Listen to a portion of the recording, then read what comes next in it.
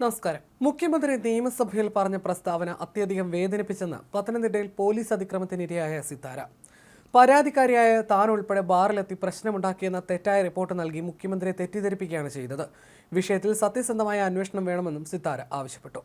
ഫെബ്രുവരി 4 രാത്രി 11 പത്തനംതിട്ടയിലെ കണ്ണങ്കരയിൽ ആളുകൾ കൂട്ടം കൂടി നിന്ന് പ്രശ്നങ്ങൾ ഉണ്ടാക്കിയതിനെ തുടർന്ന് പോലീസ് എത്തി ലാത്തി വീശി. ഇക്കൂട്ടത്തിൽ അടൂരിൽ നിന്ന് വിവാഹ സൽക്കാരത്തിൽ പങ്കെടുത്ത് മടങ്ങി വന്ന എരുമേലി സ്വദേശികളിൽ ചിലരുമുണ്ടായിരുന്നു. ഇവരിൽ ചിലർ സമീപത്തെ ബാറിലെത്തി മദ്യം ആവശ്യപ്പെട്ട് ബാറിലെ ജീവനക്കാരുമായും കൂട്ടം കൂടി നിന്ന് മറ്റുള്ളവരുമായി സംസാരിക്കുകയും ബഹളമുണ്ടാക്കുകയും ചെയ്തുവെന്നായിരുന്നു മുഖ്യമന്ത്രി സഭയിൽ പറഞ്ഞത്. ഇതിനെതിരെയാണ് സിത്താര രംഗത്ത് വന്നത്. ഞാൻ സിത്താരയാണ്. പത്തനംതിട്ടയിലെ പോലീസ് മർദ്ദനവുമായി ബന്ധപ്പെട്ട് ബഹുമാനപ്പെട്ട മുഖ്യമന്ത്രി നിയമസഭയിൽ നടത്തിയ പരാമർശം വളരെയധികം വേദനിപ്പിച്ചു. കാരണം പരാതിക്കാരിയായ ഞാൻ ഉൾപ്പെടുന്ന സംഘം ബാറിലെത്തി ബഹളമുണ്ടാക്കുകയും സംഘർഷമുണ്ടാക്കുകയും ചെയ്തുവെന്ന് വരുത്തി തീർക്കുന്ന തരത്തിൽ തെറ്റായ റിപ്പോർട്ട് നൽകി ബഹുമാനപ്പെട്ട മുഖ്യമന്ത്രിയെ തെറ്റിദ്ധരിപ്പിക്കുകയാണ് ഉണ്ടായത്. അതിൻ്റെ അടിസ്ഥാനത്തിലാവണം അദ്ദേഹം അങ്ങനെയൊരു പരാമർശം നടത്തിയതെന്നാണ് ഞാൻ മനസ്സിലാക്കുന്നത്. ശരിക്കും ഈ ഒരു തെറ്റായ റിപ്പോർട്ട് നൽകിയ അന്വേഷണ ഉദ്യോഗസ്ഥർക്കെതിരെ ബഹുമാനപ്പെട്ട മുഖ്യമന്ത്രിക്ക് പരാതി നൽകുക തന്നെ ചെയ്യും. ഇത് അന്വേഷണത്തിൻ്റെ അപാകത തന്നെയാണ് സൂചിപ്പിക്കുന്നത്. അതുകൊണ്ട് തന്നെയാണ് വളരെ സത്യസന്ധവും നിഷ്പക്ഷവുമായ ഒരു അന്വേഷണം വേണമെന്ന് ഞങ്ങൾ ആവശ്യപ്പെടുന്നത്.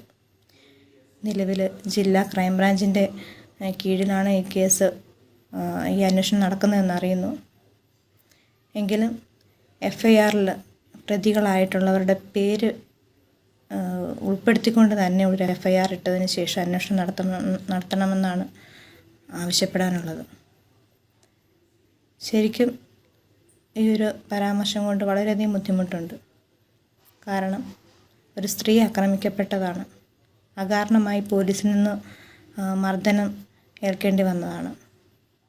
അപ്പോൾ തീർച്ചയായിട്ടും അതിനെ നിസ്സാരവൽക്കരിക്കുന്ന ഒരു സമീപനമാണ് ആദ്യം തൊട്ടേ ഈ കേസിൽ കാണുന്നത്. അത് വളരെയധികം അസ്വസ്ഥമാക്കുന്നുണ്ട്, വളരെ അസ്വസ്ഥത ഉണ്ടാക്കുന്നുണ്ട്. ഞാനിപ്പോൾ ഡിസ്ചാർജായി ഹോസ്പിറ്റലിൽ നിന്ന് വന്നു. എങ്കിലും ശരിക്കും ആ ഒരു ട്രോമയിൽ നിന്നും പൂർണ്ണമായിട്ട് റിക്കവർ ആയിട്ടില്ല. വളരെ ശാരീരികമായിട്ടും മാനസികമായിട്ടും വളരെയധികം ബുദ്ധിമുട്ട് അനുഭവിക്കുന്നുണ്ട്.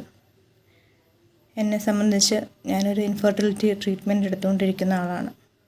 ഈ ഒരു അപകടം കാരണം പല പെയിൻ കില്ലേഴ്സ് എടുക്കേണ്ടി വരുന്നു, ആൻറ്റിബയോട്ടിക് എടുക്കേണ്ടി വന്നു.